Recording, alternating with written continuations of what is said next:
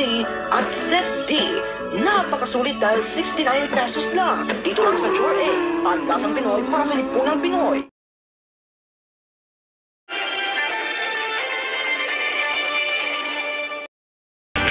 Magandang umaga. Narito na ang mga balita sa OPN News Update. Over 2,500 guns during election period in Central Luzon have been seized. Economic team tackles priorities for COVID-19 recovery.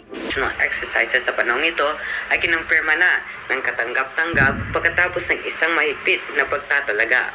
Sa sumusunod na pahayag mula kay Chief Operating Officer Rolando Paulino III, sinabi niya, ikinagagalak naming ipahayag na natapos na ng aming kupunan ang lahat ng kinakailangang gawain upang matiyak na ligtas na mapatakbo ang LRT-1 kasama ang muling pagsama ng Roosevelt Station.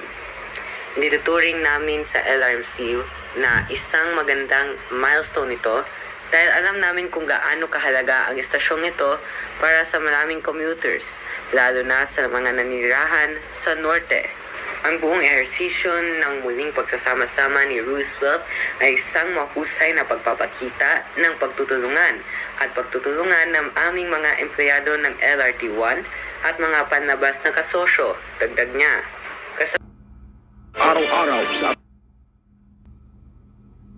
for the comeback of FBS. OBN. Ako po si I'm Gabriel Ansaldo. Magandang umaga.